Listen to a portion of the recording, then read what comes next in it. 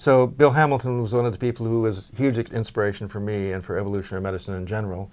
And his theme really was that organisms interact differently if they have genes in common, that is, if they're relatives.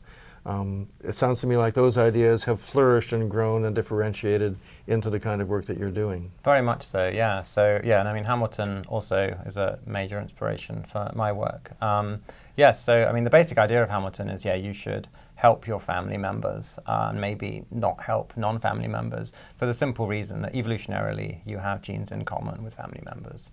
And so here's the thing that I constantly get from students, and it's confused me at times. So we have 98% of our genes in common with chimpanzees. Shouldn't we help them because of that? Yeah, no, that's, yes, I get the question a lot too, and it's a good question. But, well, no, because evolution doesn't work like that. Evolution, it doesn't. Yeah, evolution functions on the scale of populations of a single species. It's hard to explain why it's different. Can you give a go at that? I think so, yeah. So I mean, the thing to realize is that evolution by natural selection functions by one particular genotype in a population that does something. Say it gives birds wings that help them fly faster. Why that gene will outcompete others in that same population. So you end up with birds with better functioning wings. And so it's variation within a species. Exactly. And so what Hamilton's argument is basically saying, I'm going to help those individuals that have the same types of genes as me.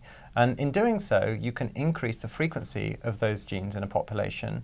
And in doing so, that trait can evolve in the same way that a gene for wings can spread when it improves a bird's flight. So many people have this idea that after reproduction is finished, for instance, after menopause, that nothing matters.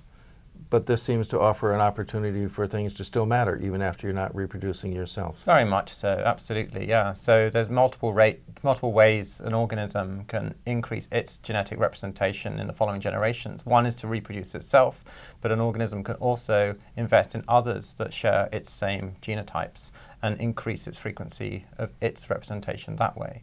And so these ideas revolutionized animal behavior, and you decided to use them on very, very tiny animals. Yes, yeah, also known as bacteria. That's right, yeah. So I came from animal behavior and moved to the study of microbes and tried to introduce these ideas, and they've proved, I think, very powerful in the study of microbes as well.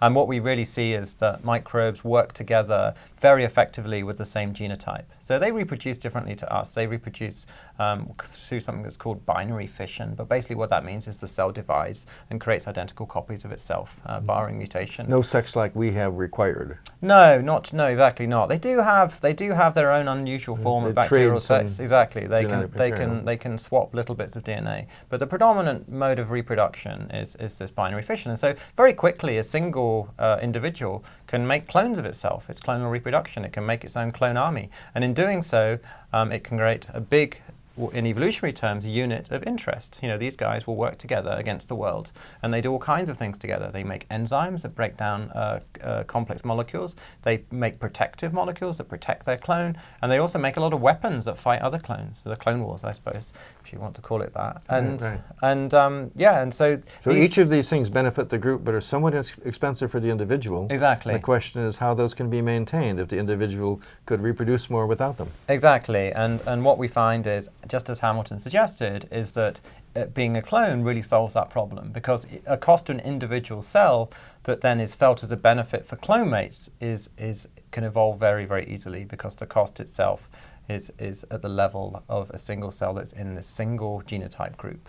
Now, if it turned out that they were different genotypes, then that cost suddenly becomes very important, because now that genotype will get outcompeted by others and it doesn't work. And this is Hamilton's idea, that we see it in microbes. They cooperate with their own genotypes and only rarely with different genotypes. Great.